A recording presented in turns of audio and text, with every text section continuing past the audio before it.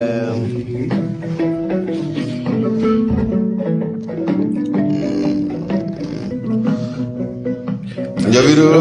dugo, Jabiro. Mega dugo, Jabiro. Ndo mbina ndado babu mina kanya folike limanaw ye awo do club bita kalanzo ko sobe solo ka taruku beno mana jonga taruku solo tian gui solo taruka dugula mena fembe samuga ngubo solo taruka dugula be samuga ngubo solo ka taruku wa dogoni nana anye dogoni fana gengata yadi solo ka ta situari imbe chugo me amena mana kana mana de kana situari mana situari mana ada ba de foite flite mamusoro ngoro de che okay ndebo flite atota ndoko kuma sa le pays awo atota ame doni le pays do akono minya ay ba sura lima di so jale do sa presser le padu emina nimbalam so bla ngona de après le do pour que solo ka ko nganya fogo ali ba dambele kana ni ko nyi ni ko ngi adi mon ami ay ni bebi nyongo soro fengele na ah okay mon ami ne solo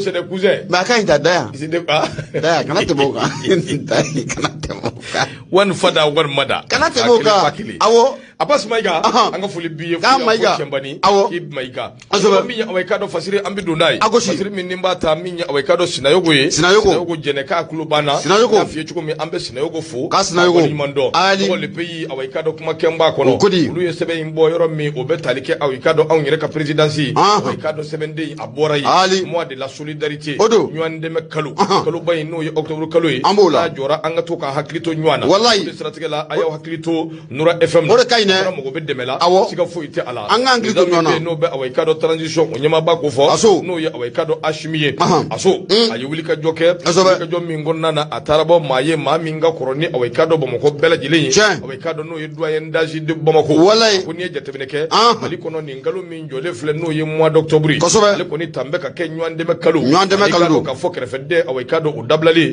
kalu awekado o kelele o kalu obike akoye occasion yi an ko chef de l'état abita bo awekado makoro yi ka fuli ani tonni ko bloma o dugubla o ko sala dawliye ashimi no ye transition nyama baye son excellence colonel ashimi guita ale ya awekado sanflana ni abita bo makoro yi mama lada amu bla ko yi atara bo awekado tenendo kalu clitan 2022 atara bo awekado anga makoro yi ni obe awekado nyomira mbugu ya jetemine ibai ka fo minyi ni musoyi ayre bangira sam 1909 madame Njai maimuna tu sangari sam 1909 keme ashiye san keme ani santa ani saba la hawla san keme santa saba eni ne mo dali ni ma feder wiyo ne feder wiyo Peter ba clé ni ani ni clé be sa ni clé be al feder kon dew la hawla ni clé be ndo ne keme ani santa ani saba kado ka fo musukoroba yi awekado abu dila minni awekado den nani ayo de soro ni che mani saba ani awekado musukele tabarkala nani no lu ye modew ni kloma samo chama tabarkala awekado lu di musukoroba yi ma kuma ka dew ye ka modew ye kloma samo ye fu ka bele jile ye ko ni muso min flene wati mina yana akakoro commerce no ye jago misenu ye akumbo lu de ke fo kata se awekado anana se koroma wati mi ni jetemine ke jamana nyama tarabo awekado musukoroba inde sabu awekado hakila jigina muso min flene awekado ni bitabo makoro ye be mande ya masigi be mande jamana nyama woro awekado anisho da awekado ni kato di ngo musukoroba ima brifini awekado sabu nene osira brifini tara di musukoroba ma kolo shu tara dama angulo ku awekado doni bu kono o fon angulo ku mun gloku ne ga mom so de ba ko angulo ku sa enveloppe am so makalon enveloppe ale de ba ko angulo ku enveloppe ko karsa borea abo ko karsa bora kai anglo ku dama ko mana sa abe anglo ku done abo na ya anglo ku jama e fanye be haba abana fanye be parce que abado mu makono sigata la go ndoko akika do ka fo tapi ni koloshi tabarikala tara dia ma wasaka jigi belebele way kado fana daru kan ni kata di away kado gurubine ma be muna ko fo no ye nyire bato mai ni ya jetemine Maimuna tɛmɛnen kɔ ka bɔ yen min ye aw k'a dɔn maa caman fana bɛ yen minnu kɔni yera kɛnɛ in kɔnɔna na ko min ye minisiri min bɛ yen n'a ɲɛsinnen bɛ kɛnɛya ni ɲɔgɔn dɛmɛ ani yiriwa sira fɛ o minisiri fana tun bɛ kɛnɛ kan maakɔrɔw ka président ale fana tun bɛ kɛnɛ in kɔnɔna na Maimuna Sangare aw k'a dɔn a ye foli bila transition ɲɛmaaba ma kosɛbɛ a nisɔndiyara ko aw k'a dɔn dɛmɛɲɔgɔnya min n'u y'a ɲɛsin a ma a diyara ye a ye dugawu kɛ ka ɲɛsin aw k'a dɔn jamana in jamana ɲɛmaa jamana kɔnɔden bɛɛ a ye dugawu don kɛ ka ɲɛsin a bɛɛ lajɛlen ma k'u ni cɛw ni baara hali bi ko Ala ka jamana in basigi sijan ni kɛnɛya ko di Asimi ani jamanaden bɛɛ lajɛlen ma min bɛ se k'a to jamana in bɛ ladon ko ɲuman sini ma sini kibaruya dumanw ni kunnafoni dumanw bɛ se k'olu lasɔrɔ cogo min o Asimi aw k'a dɔn a ka mariage ale ni Maimuna ka mariage Ngɔmi Yiranbugu mberi o kɛra Ala sɔnna ma aw k'a dɔn o sɛlɛla a kɛra k'a ban tayi tabarikala o kuma Maimuna an ka foli bi Madame Aso walayi Madame Aso baara ɲɛna a bɛɛ nɔgɔ ni y'olu ka fasiri ye u ka bidon bɔli bonya b'a la Marimakɛ ɲɛma an bɛ taa ɲɛ indépendant ne ba ale sama ka gɛrɛna maanifin mana dimi togo togo n'i y'i bolo kuru ka juguni k'o gosi ɲɛma o jaabi b'i yɛrɛ bolo Musa Sɔyɔn Kamara a y'a yira k'a fɔ ko mun ye avant projet n'o o kofɔra a b'an ka jamana sara sunba kura o baara ɲɛbilaw kɔrɔ ko o sɛbɛnfura bɛɛ lajɛlen bɛ taa ci bi an ka jamana faama n'o bɛ colonel Ashim Koyita ko ni sɛbɛnfuraw a ɲɛbila baaraw sɛbɛnfura bɛ taa ci jamana faama ka tabali sanfɛ bi mun ye Musa Sɔyɔn Kamara a y'a yira k'a fɔ ko a bɛ nin kana kalo 3 ɲɔgɔnna bɔ mun ye jɛrɛjɛkulu dɔ farala ɲɔgɔn kan jɛrɛjɛkulu mun na o bɛna kɛ sababu ye ka constitution kura ani k'o dilan an ka jamana o la a ko n'i ye ko in jateminɛ k'a lajɛ a bɛ nin kana kalo 3 kɔni bɔ mun ye jɛrɛjɛkulu in kɔni ko a sigira sen kan nka bi tarata don yan ko siga t'a la ko avant projet n'o bɛ constitution kura a ɲɛda fɔlɔ baaraw u bɛ to o bugunatigɛ sɛbɛnw ka t'o di jamana faama ale ma n'o bɛ colonel Ashim Koyita fɔ mun ye Musa Sɔyɔn Kamara a y'a yira k'a fɔ ni hakili b'a la mun ye septembre kalo tile 27 tɛmɛnen mun ye colonel Ashimi Koyita ye a ye kalo 2 ɲɔgɔnna k'o suma ka di ni jɛrɛjɛkulu ma kura ye o sababu a y'a dɔn k'a fɔ ko mun ye constitution kura mun n'o kan ka sigi sen kan ɲɛma a tɛ taa labɛn kɔ a tɛ taa ka maa caman k'o lamɛn wa a tɛ taa sigikafɔ kɔ o de kun kɔnɔna la mun ye jamana faama colonel Ashimi Koyita a y'a ye k'a fɔ ko waati mun sumana ka di ni jɛrɛjɛkulu ma k'u ka baara kɛ waati mun na siga t'a la ko waati a sɛbɛkɔrɔ kurunna o de kun kɔnɔna la k'i bɛna ye k'a fɔ ko a ye kalo 2 ɲɔgɔnna a y'o suma ka d'u ma kura ye nka fatirikɛ b'a ka fɔ la mun ye septembre kalo tile 27 ɲɛma o tɛmɛnen ka n'a bila mun ye duwakun damadɔ la i bɛna ye k'a fɔ ko jɛrɛjɛkulu in yɛrɛ an ko min ma ko commission de rédaction de la nouvelle constitution ɲɛma jɛrɛjɛkulu in k'u ye wulikajɔ ni cɛsiri caman k'o bila sen kan jamana faama na a y'u bila baara mun na n'o bɛ jamana constitution kura n'o o b'o o kofɔ o ɲɛbila baaraw ko siga t'a la k'u bɛna to o bɔ k'o bin jamana ka ɲɛma mun ye Ashimi Koyita ale ka tabali o sanfɛ bi fatirikɛ b'a ka fɔ la a ko n'o tɛmɛna ka bɔ i bɛna ye k'a fɔ ko mun ye octobre kalo tile 17 ka n'a bila mun ye a 25 la jɛrɛjɛkulu in bɛna yala mun ye jamana fantan 4 bɛɛ lajɛlen na kura ye ka mun ye sɛgɛsɛgɛliw kɛ ka maaninfinw k'u lamɛn fatirikɛ b'a ka fɔ la a ko n'i ye ko in jateminɛ k'a lajɛ mun ye nin jɛrɛjɛkulu mun na a kun sigilen filɛ sen kan ne ta ɲɛma ko jɛrɛjɛkulu in k'u kan ka baara caman k'o kɛ o sababu kɛ jamana yɛrɛ fɛn caman bɛ yen walasa o baara ninnu bɛ se ka sigi sen kan o tɛ taa abada fo constitution kura fo ka sigi sen kan an ka jamana in kɔnɔna la a ko n'i y'a jateminɛ k'a lajɛ jɛrɛjɛkulu mun na a sigilen filɛ sen kan n'u bɛna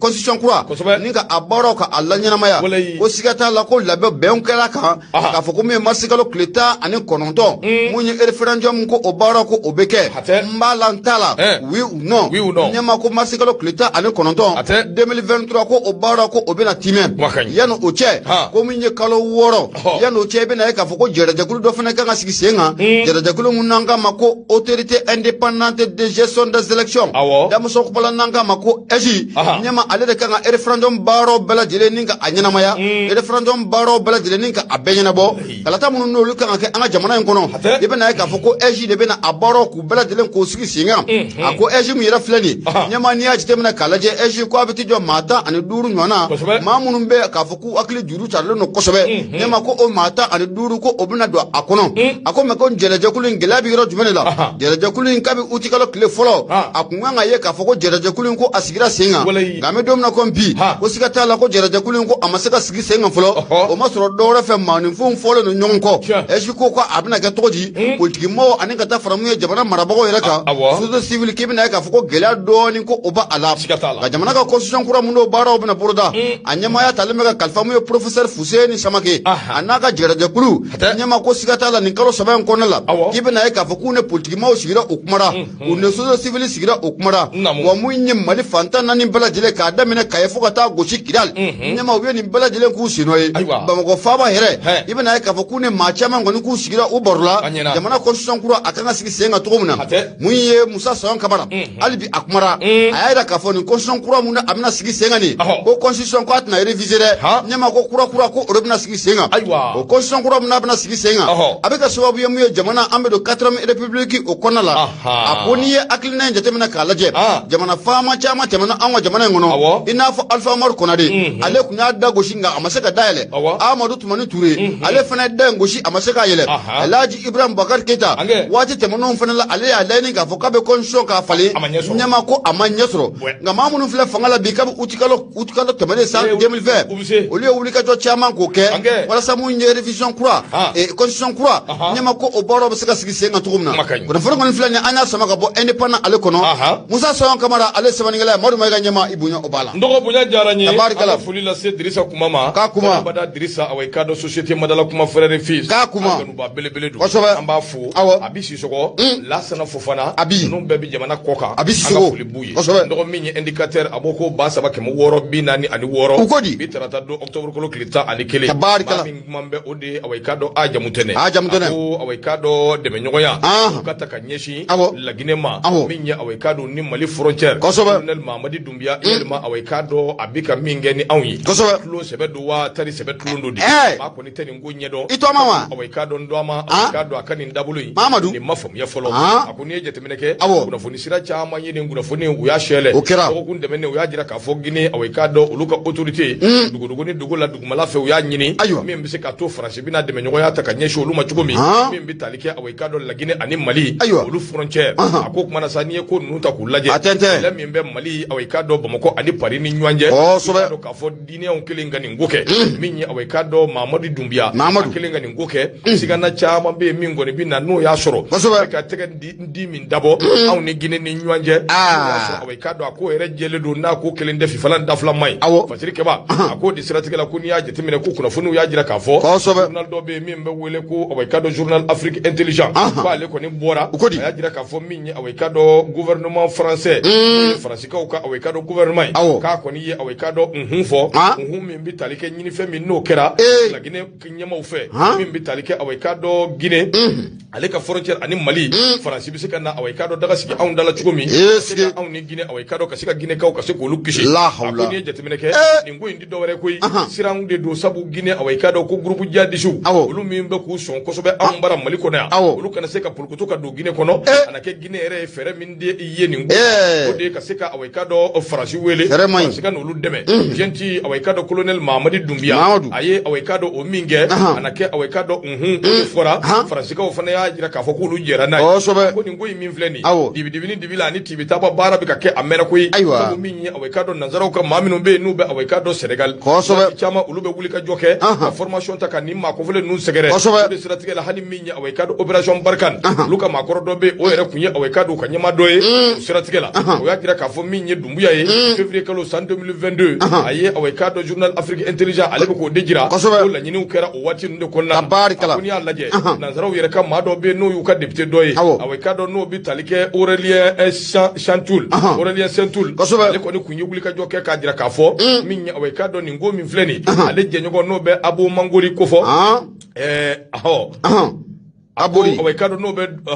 Kunduno Seku i k'a dɔn ko o ye wulikajɔ kɛ ka se olu ma a na kɛ o ye Guinékaw ka awɔ i k'a dɔn min ye opposant dɔw ye k'a jira k'a fɔ min ye nin waati kelen in na ni awɔ i k'a dɔn Faransi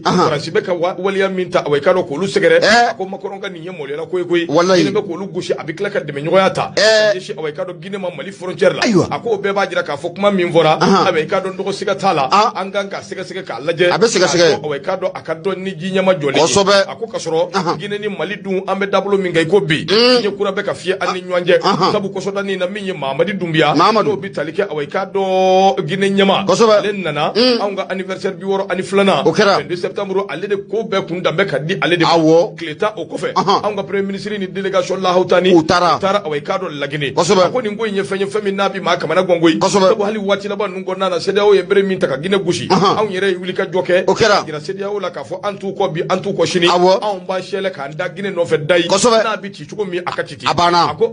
n'an b'o cogoya in na n'a fɔra k'a fɔ awɔ i k'a dɔn Mali ani awɔ i k'a dɔn Faransi an groupe solen bi ɲɔgɔn na ka tila ka na ye anw bɛ Guinée min nɔfɛ an k'an tɛgɛw di ɲɔgɔn ma ka don da kelen fɛ ka bɔ da kelen fɛ ko tubabu kulo bilen de kelen bɛ ka an n'olu ka frontière ko ka na o lakana sécuriser n dɔgɔ i k'a dɔn k'a fɔ k'o ye fɛn ye min ni awɔ i k'a dɔn a sigana ka bon ni awɔ i k'a dɔn a ŋunuŋunu kumaw k'o ka bon kosɛbɛ a ko nka a mana kɛ cogo cogo transition Guinée awɔ i k'a dɔn ale kan k'i jɛya nin ko in na awɔ i k'a dɔn a jɛɲɔgɔn ye n'o ka Assimi Goïta ko fɔ k'u jɛya ɲɔgɔn ye baara ka kɛ a kɛcogo ɲuman na min ye o ka fɔ n'o tɛ Mali ni Guinée ayi Faransi tɛ se ka don an ni ɲɔgɔn cɛ dɛ ka foyi t'o la Mamadi k'o dɔn Assimi k'o dɔn Guinéen k'o dɔn Malien k'o dɔn fasiri filɛ jamu tɛ ne ka fasiri don indicateur de renouveau u ka bidon bɔli i bonya b'a la Madame ka ɲɛmaa bonya ye a sɛbɛkɔrɔ diyara n ye maa minnu bɛ ka Guinée Conakry k'a mara nin waati na an b'a dɔn k'a fɔ maaw don ɲɛma n'u ye sigana kuma kɔni ye dɔrɔn u bɛ bɔ u bɛ kuma an kɔni sigilen bɛ k'u lamɛn an t'a dɔn u bɛna kunnafoni nasuwa min kɔni di malidenw ma Madame ka ɲɛmaa hali bi an bɛ taa Nouvelle Horizon ne bɛ n bolo don n bɛ bɔ ni ale ye mun ye sɛbɛnnikɛla tɔgɔ de Mahamane Touré Touré a kumara a ko adamaden dɔw b'a fɔ k'i da kasabɔlen don nka dɔw b'a fɔ a muguri ka kɛ n da ɲɛma ko piya ko o tɛ bɔ a la a ko Mali ani Uganda jamana mun ye lakana sira fɛ siga t'a la ko bolodi ɲɔgɔnma ko o baaraw ko o bɛna tiimɛ i bɛna ye k'a fɔ ko mun ye coopération militaire n'o bɛ lakana o sira fɔ ɲɛma ko mun ye anw ni Uganda jamana kɔni ko an y'an bolonɔ bila sɛbɛnna sɛbɛn mun ni a baara bɛna kɛ ka se san 5 ɲɔgɔnna ma o san 5 kɔnɔna la n'a yira k'a fɔ ko baara ko a sɛbɛkɔrɔ ɲɛna siga t'a la ko ninkura fɛnɛ ko o bɛ fiyɛ ka di a ma san wɛrɛ ko o bɛ fara a kan mun ye Mahamane Touré a y'a yira k'a fɔ n'i ye Uganda jamana n'i y'a jateminɛ k'a lajɛ bi farafinna yɛrɛ bunakun kɛnɛ kan jamana mun n'a jɔlen bɛ jamana 15 yɛrɛ la mun ye 15e puissance militaire n'o o kofɔra mun ye Uganda kɛlɛkɛcɛw a sɔrɔsiw ɲɛma ko maaw don maa minnu u ni sɛbɛkɔrɔ tunnen don wa i bɛna ye k'a fɔ ko n'i ye diɲɛ yɛrɛ bunakun jateminɛ k'a lajɛ i bɛna ye k'a fɔ ko mun ye Uganda jamana lakana yɛrɛ sira fɛ k'u jɔlen don kosɛbɛ o sabu kɛ mun ye jɔyɔrɔ 96 na ɲɛma ko diɲɛ yɛrɛ bunakun kɛnɛ kan ko mun ye Uganda jamana k'u bɛ n'u jɔ ye o de kun kɔnɔ la k'i bɛna ye k'a fɔ ko mun ye Uganda a ye bɛna fɛɛrɛ dabali bɛɛ lajɛlen kɛ k'an ka jamana k'a dɛmɛ an bɛ se ka kisi cogo min na ka bɔ terrorisiw a ka ja fo ka taa bila mun ye maajuguw tɔɔrɔ ma an ka finitigilakaw ɲɛma u bɛ se ka fɛɛrɛ dabali fɛn fɛn k'o sigi sen kan k'an ka finitigilakaw dɛmɛ finitigilakaw bɛ se ka mun ye dugukɔnɔdenw k'u ni kisi cogo min na a ka ja fo ka taa fara mun ye u bolo fɛnw kan ka ninnu bɛɛ lajɛlen k'u lakisi Patrick b'a ka fɔ la a ko ka ɲɛsin mun ye nin jamana fila n'a bɛ ba Maliba ko fɔ ani ka taa fara mun ye Uganda jamana kan ka ɲɛsin nin baara in ma i bɛna ye k'a fɔ ko an ka minisiri mun bɛ yen n'o de Sadio Kamara minisiri mun n'a bɛ défense et des anciens combattants kunna o tɛ colonel Sadio Kamara ye wa i bɛna ye k'a fɔ ko ani délégation belebele wulila dɔgɔkun tɛmɛnen na u taara tile 3 taama na mun ye Kampala n'i y'ale jateminɛ k'a lajɛ ale ye Uganda ale ye jabala ye Uganda capitale o ye ale ye Patrick b'a ka fɔ la a ko taa kun tɛ dɔwɛrɛ ye mun ye an ni Uganda an bɛ se ka fara ɲɔgɔn kan cogo min na mun ye formation ko o baaraw bɛ na kɛ lakanabaaw kun kunnafoni yɛrɛ ko a bɛ se ka ɲini cogo di o sabu kɛ a yira k'a fɔ ko mun ye Uganda sɔrɔsiw ɲɛma ni ko kunnafoni kɔni k'a ɲini a siga t'a la k'u sɛbɛkɔrɔ jolen d'u la o fana bɛna fɛɛrɛ dabali bɛɛ lajɛlen k'o sigi sen kan u bɛ se ka mun ye an ka lakanabaaw bɛ se ka kunnafoni k'o sɔrɔ cogo min na bamanjuw bɛ nin yɔrɔ in na a kunnafoni telimani ɲɛma ko n'i bɛ fɛ k'a ɲini bi farafinna kunda o siga t'a la ko Uganda sɔrɔsiw k'u bɛ se kosɛbɛ Patrick b'a ka fɔ la a ko maa minnu bɛ k'an ka jamana nin k'a mara an bɛ don min na komi bi n'o bɛ sɔrɔsi ninnu ko fɔ Assimi Goïta n'a ka jɛrɛjɛkulu siga t'a la kab'u nana dɔɔni min na fanga kama u y'a laɲini k'a fɔ ko mun ye Mali anw n'an partenaires maa minnu bɛ se ka an dɛmɛ lakana u bɛ se ka na an ka jamana kɔnɔ cogo min na ɲɛma ko an ka dayɛlɛlen don bɛɛ lajɛlen Patrick b'a ka fɔ la a y'a yira k'a fɔ ko n'o y'a sɔrɔ Irisi jamana ɲɛma k'i bɛ na ye k'a fɔ ko waati tɛmɛnenw na ko o kuma kɔni ko o sɛbɛkɔrɔ cayara an ye Irisi jamana o n'an cɛla bɛ cogo min na bi o dogolen tɛ diɲɛma la walasa ka dɔn fana k'u yɛlɛma kosɛbɛ k'a ɲɛsin an ka farafinna jamanaw ma o jamana misali jɔnjɔ fana ye mun ye k'o ye Uganda jamana ye ko fɛɛrɛ dabali bɛɛ lajɛlen bɛna sigi sen kan Mali ni Uganda an bɛ n'an tɛgɛ k'o di ɲɔgɔn ma kɛlɛ bɛ se ka kɛ cogo min na mun ye terrorisiw bɛ se ka bunte cogo min na ka bɔ an ka jamana kono ko o baara ko o bena sigi sen kan fasirika baka fola ako yani mu yanga ministry Sadio Kamara o yani ale ka ta Uganda ibena ya ka fo ko ala te kalo sababo Uganda ko ministry mu fana be no ka baara nesno no ka lakana koma nyama anana zugole da munye be mako konna la na ko ngute dore ani Sadio Kamara obisika siga kuma tugumna Mali Uganda lakana obisika na munye fantana ni bala jele fetumna ibena ya ka fo ko president mi rebe no be Uganda kunabi no de yowori mise veni yowori mise veni nyama ko aklinata mumba ala ani aklinata mumbe mamumga ngo jamana marabi ko aklinata bela jele ko o ekele fatrike baka fola akoni ko ngoni ko akera ni sonja ko ye ko sabike be na ka fo ko ministre munna ale be defense kuna Uganda tokola nyama ko asiba ko ni sonjara an reka colonel Sadio Kamara dangro bayin ko asiba ko ni sonjara akoni ayira ka fo ko Mali anne Uganda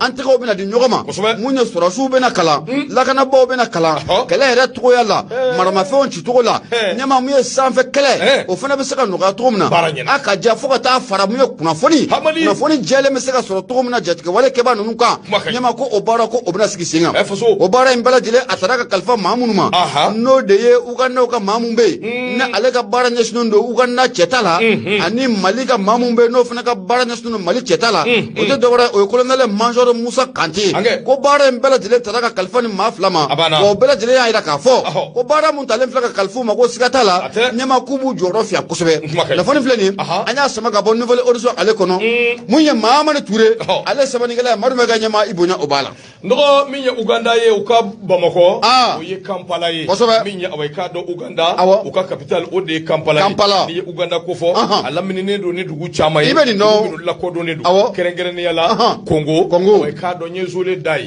Kampala nya do ka fo Congo alamini ne do ne ko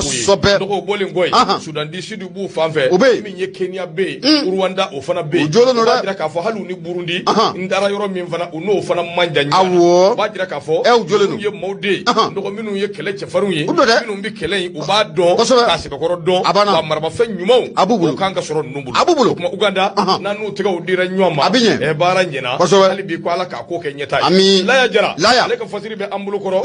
abese ngono sobe min nangwa mako soir de Bamako la ya jara ako nunu haklina mingumbula ko de katabo banabatoy joni shogel ko kala maiga sabu uya me ko abora kliniki la ko ba ka so wati mi unana kama ko duguyi ko do yelo ko di ha wati mi unana zole da M5 RFP anaka da ngoroba do ani video man do minu ngoni hakila ka fa ko lubi wuli kata ku bita shogel laje ko mangene ubi balika bo mun galama mani militaire ka c'est-à-dire ko u gwenyere gwenchugo chejugu o de kera ula awai ka do premier ministre ko do mata gwa sabara premier ministre Jabalala hadin do mata ku ka samara tusa to tale me soro ga munye telephone ni afembe to ko ni o de kama ne afo ne be klenga fiengo Mali mbi jode nan tura Mali nofe abejo billahi anga ba makula billahi nan tura Mali nofe Mali mbi jode sigatala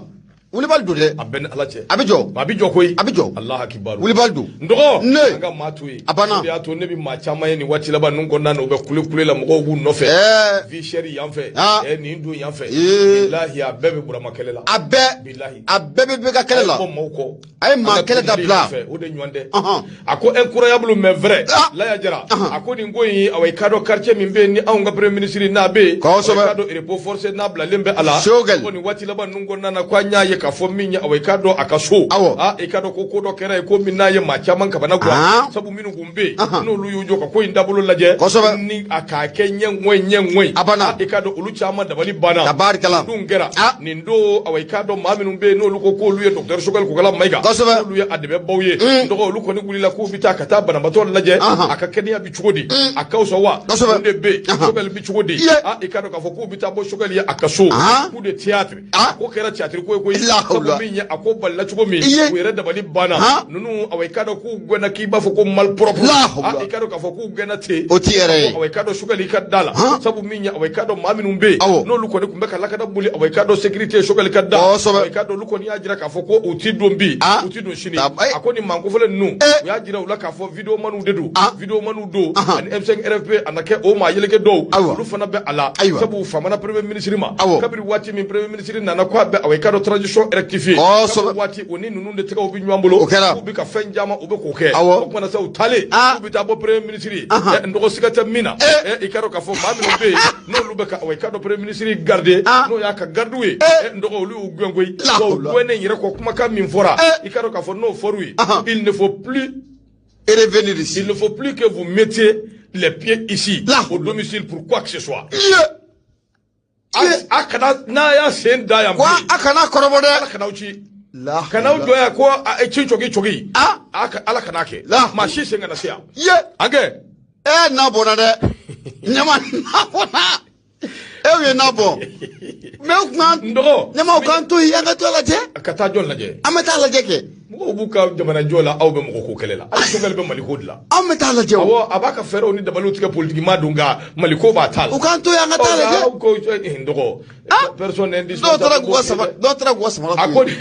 ngomi ngele fleni ni yemole la ko baye ngera kanyeshi awai kado ni mako ni manunuma ye video manunu ani msg madoyi aku ma jenai ma fomya ngo ngera chugodi jango te akera yera shugal yera ka dukono maw ado be ba kalama ka foko ni ngo imbe ka ke dabali foyi tige ma fere foyi tige cheni muso minun farale do nyanga kubita shogal laje kata bana bato awai kado kata fifa ko laje ikado ka foko o ma famya tugo shila shogal ka duko na mo ma se ka fere ke ka ulu de be tugo mi o se ka do kata shogal laje ako nous comprenons maintenant ulu ya famya minya awai kado ulu ka mentor no ka belebele so be shogal ko fo ulu ya awai kado ka situation famya ako shogal il a été écarté techniquement Koko surasi nunu par les militaires où ye shogal écarté de kashim oko la tête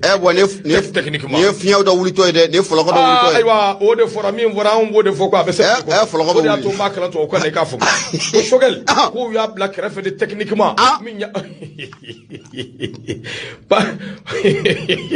on ko te wa ndege be mi fi lai ne be fengele min fiye hadama de bi kele fenfena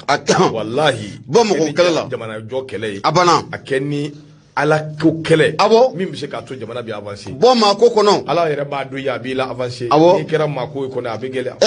c'est pas la peine akara gele la de ay mo sogal nyama sogali kabu donu ngama do fana ya don ka foko aka ko be tugo na lu egulu yelemo do yelemo na mena ako ko na sanu ngoni hakilna minta mirna min fo ode ndi ngani e jatemine ke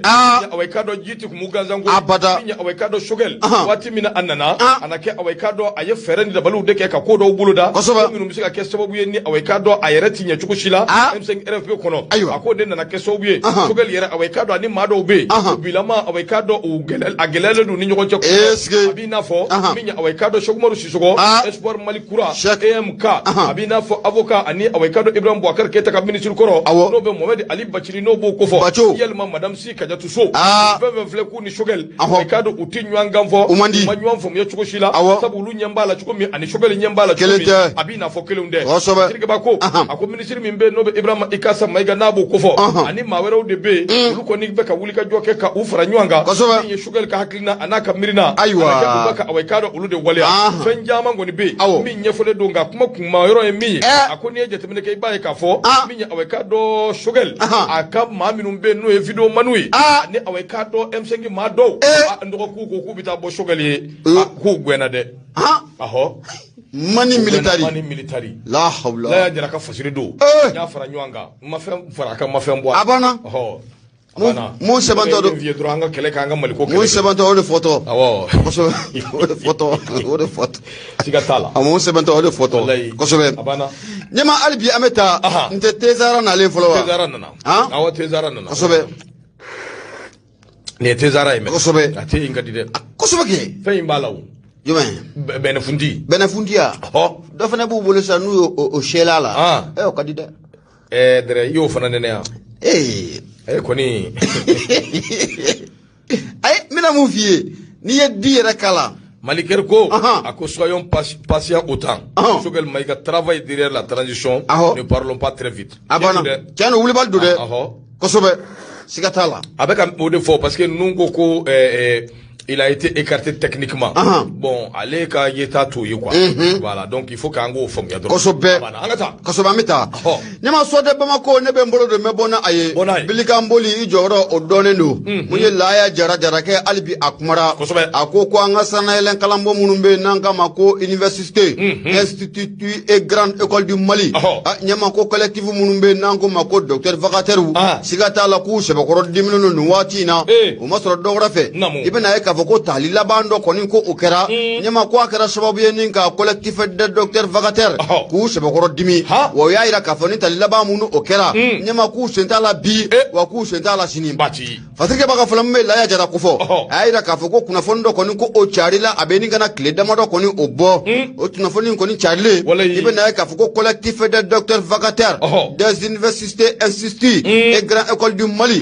Nyama no be sana yelen kala so kufo. Kerenge danuye docteur vacataire wi. O bora ku ko dusuma kashi ninga ira kusobe. Yaira ka foko be jima bela jilen ku la donia. Ka Mali bela jilen ku la donia. Ka ira ka foko ministre so mumbe no onyesno no enseignement supérieur okuna et de la recherche scientifique. Nyama ku yaye ka foko e jabi do ko boko bi octobre ko le woro. Sam bafla ane samugo ane fla. Jabi munabe talike konguru muno okera. Nyonda muno okera munye fonction publique osira fe. Kanyashi oluga yoro imbulo fara oma. Oro kum kono la yaira ka foko bara ngoni ko akera. Communiquer ko abora ka bikomu ye bara yera beda ze skila senga. Me kalo kleta ane kononton. Sam bafla ane samugo ane fla. Oro kum kono la munye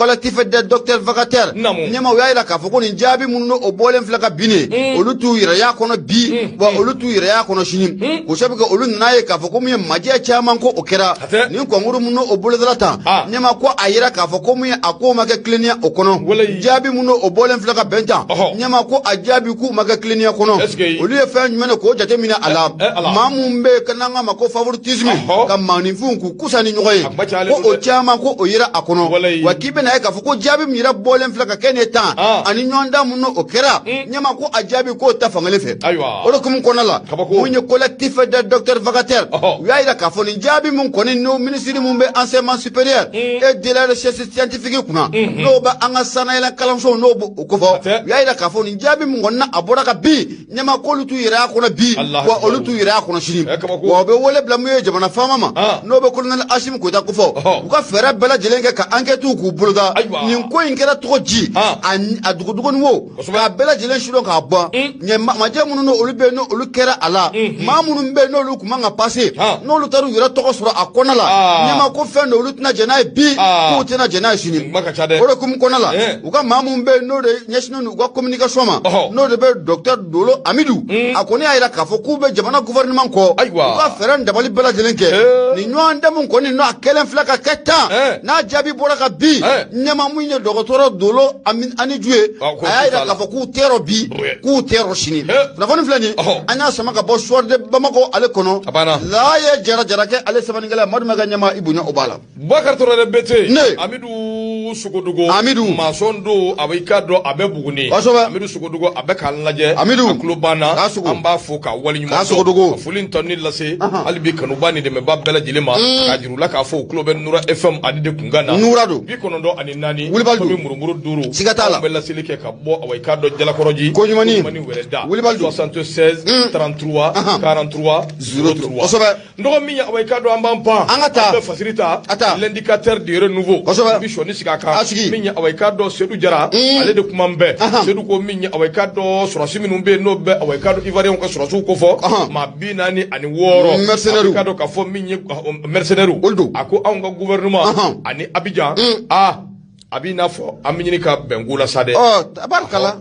ayangoni ko bembe nyini kana nga o yala dili fengele de be mi ngoni be ka amfo nwango halibi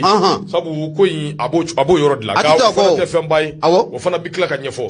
akoni e jatemineke bai ka fo minya awai ka do abekle dama bo president mi be no be Alassane Dramane Ouattara ado ale bora akumana ko aye awai ka do ni sonja ani kuma ka minumvo wajira bela jelena ka fo awai ka do ko do bisina haklina ni mirina do be minungoni enolu nambe be talike sura minumbe enolu kɛlɛnen don n'o ye mercenaires ye anw bolo o de siratigɛ la an y'a mɛn a faamuna min ye sɛbɛnkɛla n'o bɛ Seydou Diarra a ko nin waati laban ninnu kɔnɔna na k'a bɛ i n'a fɔ awɛ ka dɔn anw ka maaw ni kɔnɔwarikaw an bɛnna ko la nka fɛn min bɛ yen n'o bɛ ka awɛ ka dɔn an fɔ ɲɔgɔn kɔ sɔrɔsi ma 46 ye olu bɛ taa di yɔrɔ min awɛ ka dɔn k'o de ye fɛn ye fɛn min n'a bɛ ka awɛ ka dɔn an fɔ ɲɔgɔn kɔ ko n'i ye jateminɛ min ye para jamanjan o kɛra o ɲɛna ka bɛn ni awɛ ka dɔn sɔrɔsi minnu bɛ anw bolo n'o an k'u ma mercenaires awɛ ka dɔn olu ka bilali ka bɛn ni o ye sabu olu yɛrɛ bɛ anw bolo a bɛ ɲini ka kalo 3 a b'o bɔ sa o min ye awɛ ka dɔn n'i ye jateminɛ kɛ a jirala k'a fɔ Bamakɔ ni Abidjan ko an bɛ ka bɛn ko la a ko détail foyi tɛ yen min bɔra awɛ ka dɔn nin ko in da fɛ nka a kɔni jira an bɛ k'a fɔ min ye Asimi ye n'o ye colonel ani awɛ ka dɔn anw ka min ye kɔnɔwarikaw ye k'u ye ɲɔgɔn faamuya nka maa ninnu bɛ taa di yɔrɔ min u bɛ taa labila yɔrɔ min kana kɛ o yɔrɔ de ye fɛn ye fɛn min ni awɛ ka dɔn faamuyali ma se ka sɔrɔ a la cogo si la sabu n'i ye jateminɛ kɛ i b'a ye k'a fɔ dossier a bloquelen bɛ o yɔrɔ de la i n'a fɔ maa caman bɛ k'a fɔ cogo min sabu awɛ ka dɔn min ye awa président Alassane Dramane Ouattara ale ko awɛ ka dɔn togokaw maa saba dɔ in taara di togo cogo min ko maa 46 fana o ka taa di togo min ye awɛ ka dɔn olu bɛ se ka di cogo min i ka dɔn anw ka colonel n'o ye Asimi Goïta ye ale bɛ k'i sinsin min kan o de ye k'a fɔ awɛ ka dɔn maa saba dɔ in taara ni sira min ye o dɔnnen don nka min ye maa 46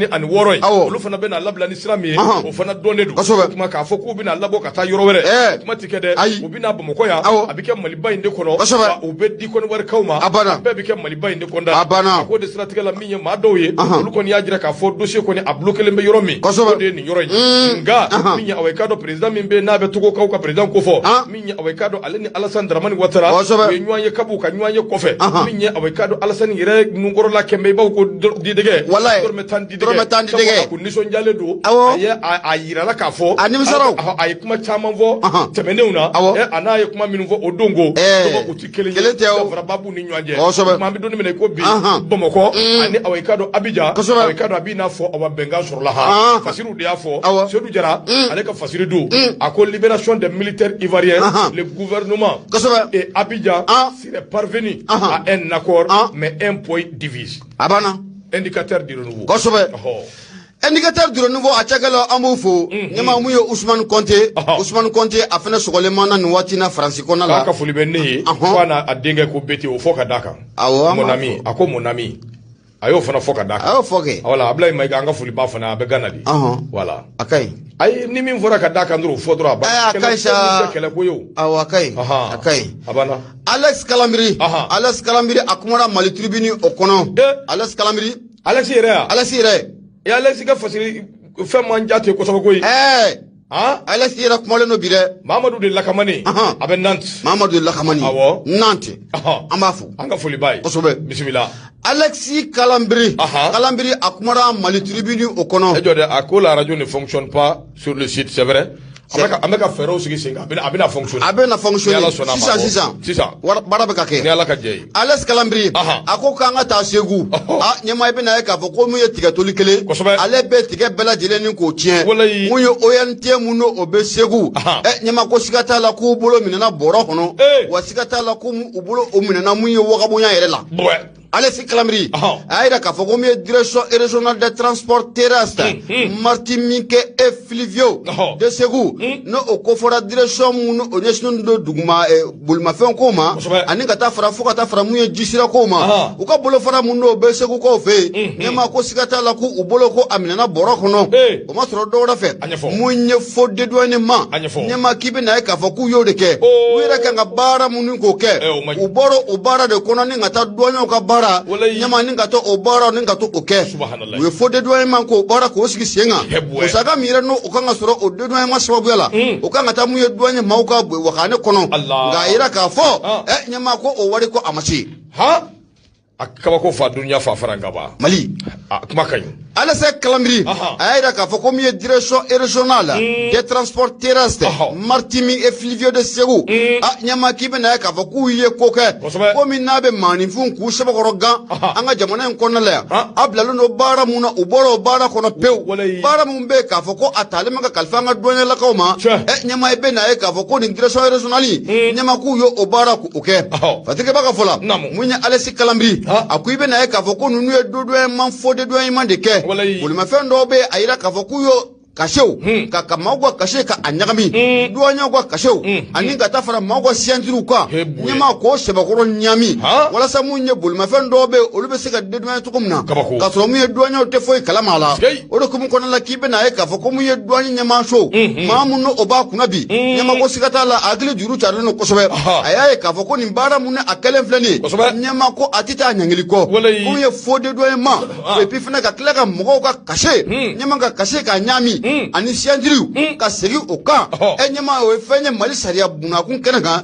ni mina no la ine munga kango abeta gi segere o do kum kono la munya alase kalamri ayira ka fo ko mu o ante ko ni ko ayeni mbara muni ka ka segu kono la ka bolo fara mu no be segu ko fe nyama ku ye ni mbara mu ko ni ka abolo da uku sigina ka fo ko dona na tawla sigata la ko mu ye tege ko abeta ka duka ko une munga kanko o fana beta ka gosu uka na fone flani anya sama ka bo munya mali tribune kono alase kalambiri ale sabaningala maru maga nyama ibunya obala ndogo Boubacar Touré bete bara nyena yana nga tasugula ambe awai kado gafe la ban shele soro ka tasugula nan zigina kana kafe u chama mvana be mina minu ngono kuma dali mana ukloka ika che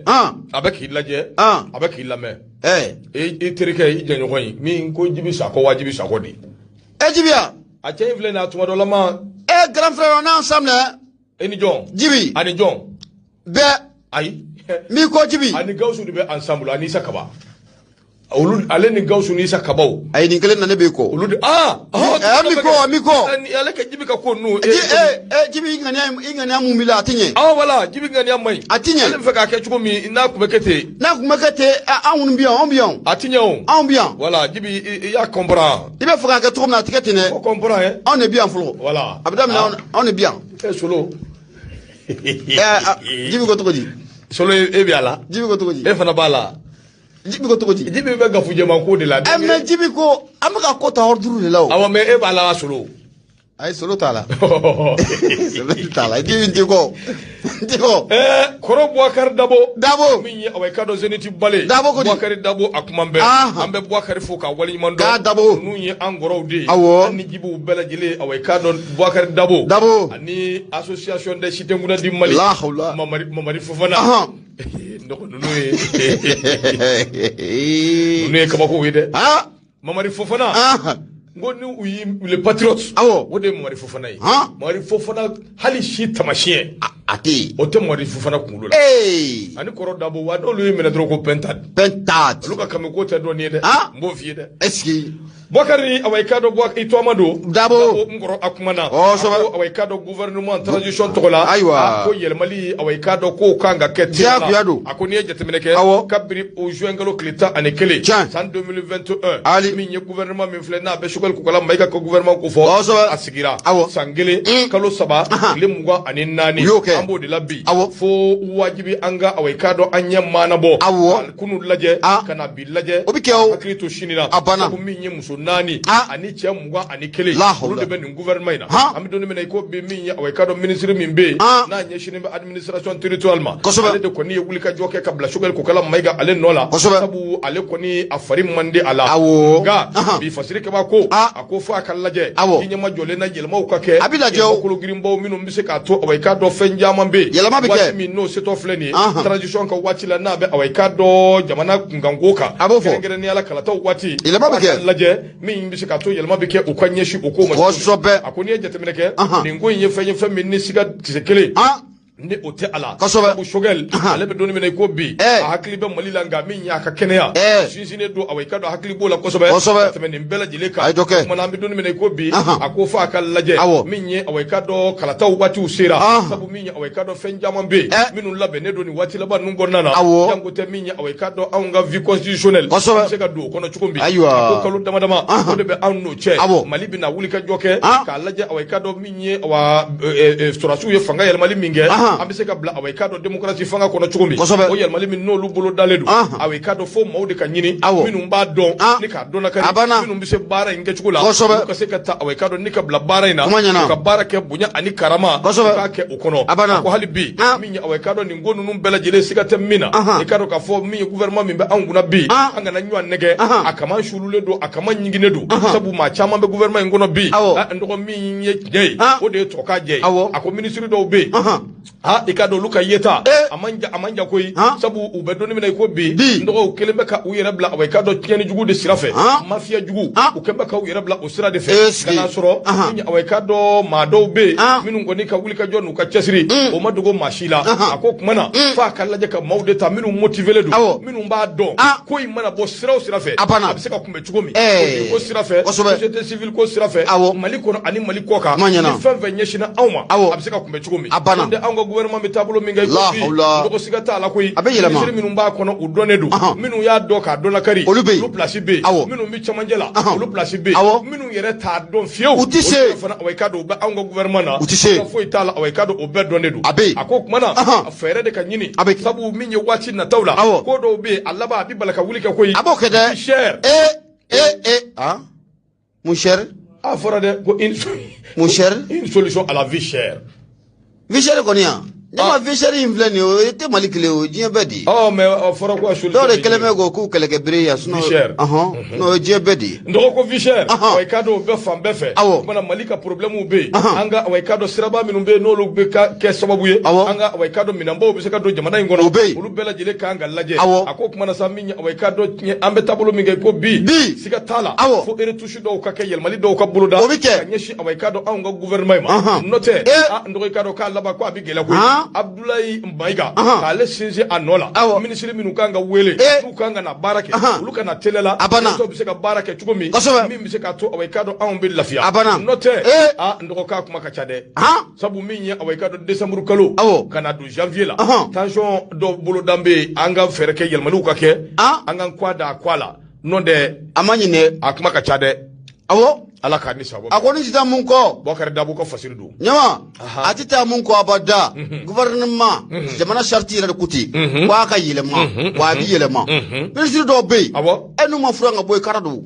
bokare dabo do fo ni to bale bokare dabo ako fo ka laje ma minu be nu bi kerefe no ye away kado minu ya do ka dona kari nu bi se ka ke ministre we ko ka do wele amisalu chama jama ayoludi misali fo le joni minya away kado arajo dura fm nyama ba no Mamadou Adama Maïgaï ko tu fais ko mu Nora FM on jama ko ka fana ke ministre ma famu ni ministre siga ka ma famu kura répète ni ngwe fasiriye Bokar Dabo ka fasir do zeniti balé ko bido awa kay mbuna chargé de mission ebe ko ya no tene a fenyina ikanga kele minge etu kele dike neki mangwa ukane ke ministry ma ulube ko do ko moy kwa mali kono aya laje dro mim se mina mim ngulina mi asimi aya doma promotion de la femme et de l'enfant de la famille et de la famille ayo dama okadima non jamana ngona me promotion ngafada promotion de la femme abana mali commune femme 20b abuguda femme 20b a cercle wo femme 20b arrondissement a quartier femme 20b mbi muso fura bela ama ke du kele fla sama nasra tama promotion de la famille kare auto promotion de la famille promotion de tebodeka et puis tout là il veut deux sur la femme fait promotion de tebodeka promotion de la femme de l'enfant et de la famille ma bugwa famille bugura et puis deux minutes sur lu fana bo soro kloma sama ni promotion malibe promotion de la femme temoka abada ayem blay ay mi ko na koy abana tugu no fede kana bongo de mi ko na way nyeba damala avec gafu wele siam ale ka ko bitende o hal ni ma bi tulonga kuma na bo ke sebe ka gafu kulanga do Maru Ketanga Folibier. Ndoro minya awekado, salut les membres de Noura FM. Moi c'est Madou Keita depuis Cameroun. Vraiment merci pour votre information Wali. Que Dieu vous donne une longue vie et la santé. Adjara nyanga Folibier. Et merci. Okmandoro minya awekado amina fereke. Alaje kata sugula. Soni ambinyo soya. Noura FM bikonondo aninani to murmuru duru. 76 33 43 03. Ibrahima Tungara kaka Folibia. Katungara fo Paris. Baba Adama Touré. Amba fo ka soroka Folila se. Dirisa kumama kwa ni kesire bashagina keta aida magaji che gauso anga tasugula so na minyo sura kesa awo adumana nyema albiameta amaira kanumola mbe bashagina fude aida che président bien wa bien président bien ka basigi ne fo ka kita ka foli la se Alhaji Sukuba Samake otu ka ni bara kosobe ka foli la se dotigi nyare ma dotigi nyare awo safo mairie konna la foli ni tanne ka la se sanga ani wati jarakoroji mairie kosobe Jabate Usman amba fo ka wali mando ka Jabate ni chesiri kosobe ameta ali bisira jantama ameta arajo e nura fm ye bi kononto ani nani tombi murumuru duru amela selike ni wati na ka bojela korji kunyumani wuredala nega durusira 76 33 43 03 le radar nebe boni aye nyama mani mbara munno kaka niyo taka kalfa oma ako abeke munye wasai ode kum konala ambe do douane konala nandu na anga douane konala mamunne alebe douane bela dele kuna binno de ye Amadou Konate Konate ke ibe na e kafoko aye yiran ka sebe koro furan aya furan ka je o sabe ke nibe feka bara ka ke klinia konala ka ke ladria konala nyama otita abada fika je nyogondo sorila je mogomuno lubese ki ga bara ni ka sebe koro no ko ibulo o de kama ibe na e kafoko munye douane DG Bano de be Amadou Konate kofo General Amadou Konate dangro baye abolen fleka ninkura ko fia ka dimu douane made musaka yere be se ka soro to muna yuruku o fanga be se ka dogo ya kosoba to muna mu douane konala ibe na e kafoko munye General Amadou Konate dangro baye ko aye fara aya kar bala kurayen fatrika baka fola akoko munye General Amadou Konate nyema ibe na e kafoko aye yele mabolo do ko ni abora ko ke kosani na mu douane konala ma do be ko lu bo joro la ni kanu bla joro wala munya Amadou Konate akli na mun nemir na mun bala amedom na kompi jamana marabago ye musaka mun ni douane malen fe ko do no ye sango na la munya Amadou Konate akala ni to dore na fulo ni ne nyema ko femse ka faroka ko jamana masabo marabago yera ku ko wasako usoro ore kum kono la kibe na ka fo ko ye le mali do ko ni ko obulda ni wati labay na munya douane ko bolo faram menanga mako chef du bureau nyema chef du bureau ale de bena musaka ko bela jele ka jete mina muye douane kono la ayo taka kalfa muye che kuma badoma no de lieutenant colonel le bay ag asoni lieutenant colonel le bay ag asoni nyema kibe na ka foko musaka ko douane kono la ayo ko taka kalfa ni che ko folema ni ye lieutenant colonel le bay ag asoni ni ale jete mina kala je douane ka woro mube nanga mako gishe ineki nyema ko aye ka ba ko la maga wati temununa wani tera buguni doni munga mamunye apme directeur régional la buguni ko fe nyama kwa ye bara belebele munkaye o madugo douane shila o fana temanu ko foka boy ibe na ka foko munye mamu no bena blale kerefa ka bara ka sebe koro ke o de lieutenant colonel Mamadou Wedrago lieutenant colonel Mamadou Wedrago nyama ni ya temna kala je alo me moti ko fe moti adugulente mashila ka foko me la kana balia ko nyonyo no kosobe nga sa saba konnala ibe na ka foko me lieutenant colonel Mamadou Wedrago nyama ko aye bara belebele mun go ke jamana kunye million dore demande munye kalo konnala nga munye laini muno okera colonel Mamadou Wedrago nyama ko sikata la ko aye milliard kele ana kunga fe ayo soro mu kalo kele okonon atrike baka fola no be z abbe kofo ka bo le radar akonnala ayira ka foko munye colonel General Amadou Konate munye douane ale directeur général tewa nyama amada odro made ayi la mali baro fene nku uboloda mamu no be mawo bismillah munye douane yora ka bolo farala sikata la ayo taka kalfa munye colonel Jaseri Saima o bolo ko faka boy gishe ineki ko musaka nyama ni ko musaka ka glanga nye atita abada fika musodo do ajere jakulula ore kum kono la kibe na ga foko gishe ineki onana taka kalfa munye lieutenant colonel Sira Malema lieutenant colonel Sira Male ko gishe ineki o taka kalfa ama yelema chama ko munye Amadou ayo obara nunu ko obuluda o fana temano ko faka boy Amadou amado dro made ibe na ga foko yele mali bolo ko obuluda munye Segu Omara okonala Segu munye chef de brigade mumbe no inspecteur Ali Kulubali nyama ko sigata la ko kata fara muye Dawda Koneka olubna tu ka valisu ko ta bla muye Segu douane okonon o fana temano ko faka boy munye inspecteur no kone ibe na ga foko muye Koneka alebna ta sigi munye kuri ale fana bna feran dabali bala delenke o chef de bureau ko obna taka kalfa alema o fana bolon ko faka boy nyama ko na antara diboli ibe na ga foko muye chef de brigade mamumbe no de Isa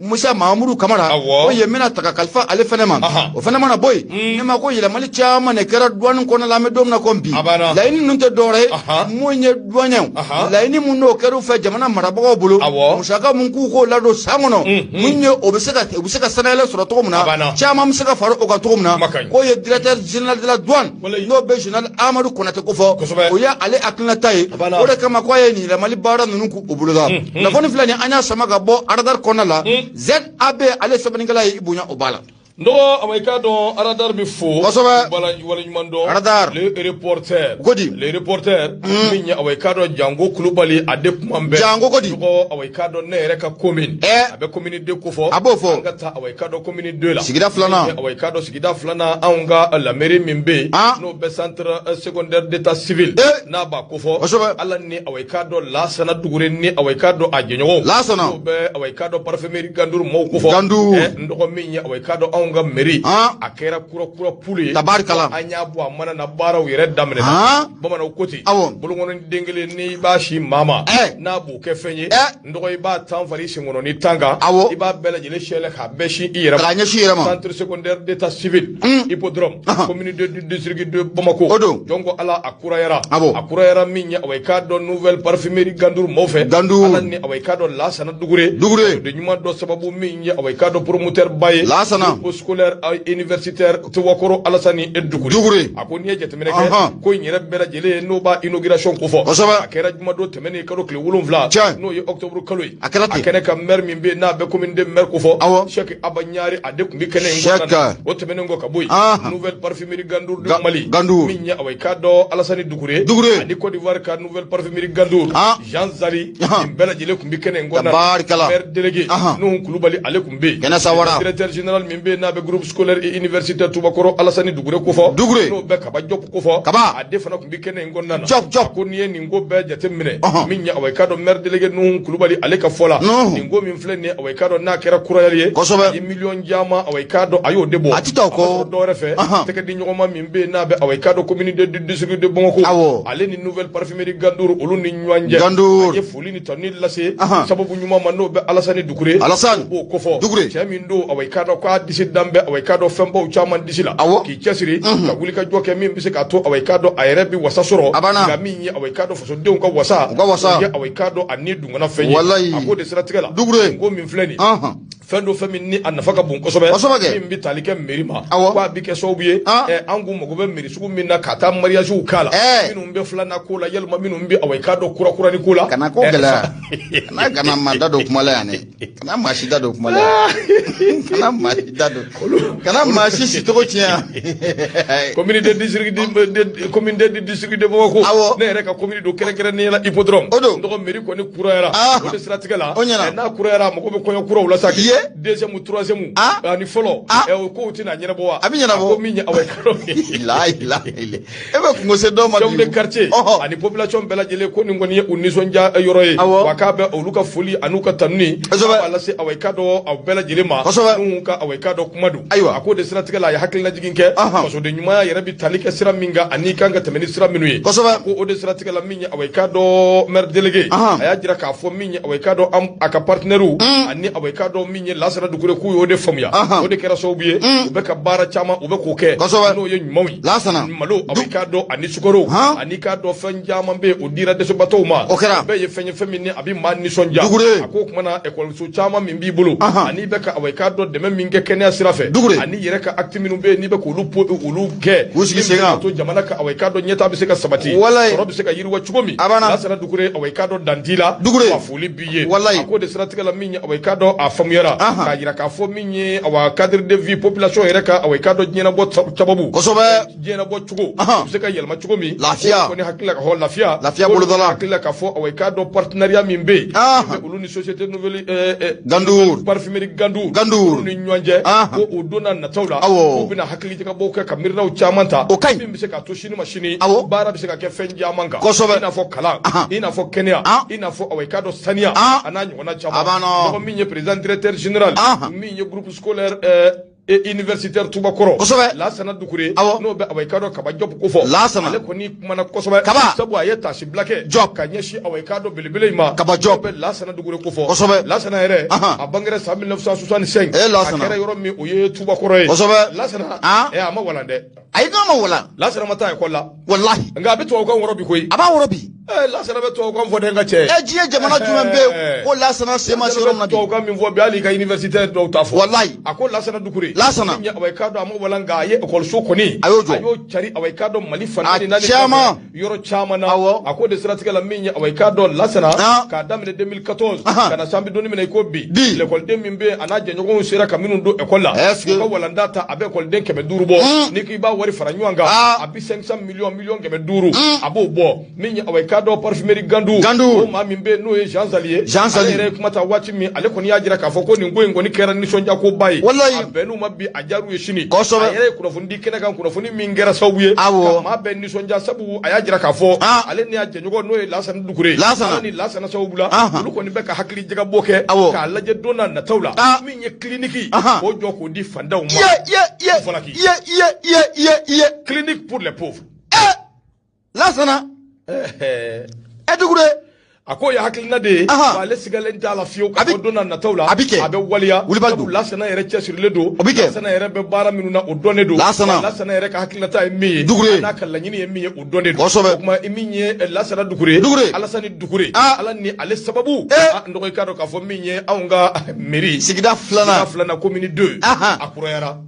Fɛn bɛɛ b'a kɔnɔ a bɛ ka kɔnɔli dɔrɔn de kɛ sa. Min bɛ deuxième ko la. O ka taa. Min bɛ troisième ko la. O ka taa. Min bɛ kurakurani yɛrɛ ta. O ka taa. A banna. An ta ma se fɔlɔ. Jumɛn. A fɔ an ta ma se fɔlɔ wa. A y'an kɔni on s'en prend et puis a banna. A ko tɔ bɛ Ala bolo. Bura. E t'i labɛn. A ka su kun ye min fɔ n ye. Kana mɔgɔ si ko kalaya an bolo yan. Kana maa si ta kalaya an bolo yan. A ka ɲi ta. Ala k'an ni sababa bɛn. Ami ami. Lasana Dukure. Awɔ. A bɛ baara min na ko baara ɲɛna. K'a Dukure. Kosɛbɛ. Musa Sisoko Kura Marindaw. Banaba Jelikɛ. Banaba Jelikɛ. Kosɛbɛ. K'a Sisoko. A banna. Man dɔgɔ. Ne. Waati sera. Waati sera. Ne ma waati in kɔni sɛbɛkɔrɔ sera. Mun ye Sidi Bɔgɔba Kulubali. A fana ko k'a sɔgɔlen ma na kalanna kɔnɔ la. Sidi Bɔgɔba Kulubali. An bɛ foli ta ni ka kanuba ni dɛmɛbaga bɛɛ lajɛlen k'u sɛgɛrɛ. Waati in kɔni a sɛbɛkɔrɔ sera. Karol bɛ fo. A sera fo k'a fɔ ko sera. Ko Karol Valentin ma k'a ni cɛsiri. Ani wulikajɔ. K'a ni baara. A n'an y'a daminɛ ɲɔgɔn fɛ bi. Fo ka taa laban. An b'a fɔ a ɲɛna k'a ni baara. Cɛgana kuntigi o ye jɔ ye Bura wa. Bura de y'o kɛ. Bura de y'o ye. E ka cɛ yɛrɛ mon ami Baɲɛ fana tunnen don. Baɲɛ kisɛ wa. Awɔ Baɲɛ kisɛ. A kuntun n'a nana Baba Adama ko k'i vasi dɔrɔn. Jɔn. A ka mɛnɛ de m'o bɛ e. E de don dɛ. Ne t'i kɔ nin na dɛ. Baba n t'a kɔ nin na dɛ. A ka taa. Ala k'a ni sababa bɛn. N bɛna Gawusu sigiyɔrɔ kalaya sisan. Ayiwa Limana. Ayiwa basi tɛ. A b'i tɔgɔ fɔ wa. A b'i tɔgɔ fɔ ka da kun jumɛn kan. Ayiwa basi tɛ. O kumana an bɛ foli lase. Mairie ko la a b'i tɔgɔ fɔ. Awɔ i ka dɔn Karol Valentin ma k'a ni cɛsiri. Ka foli min ta ne k'a lase nin waati in na min ye awɔ i ka dɔn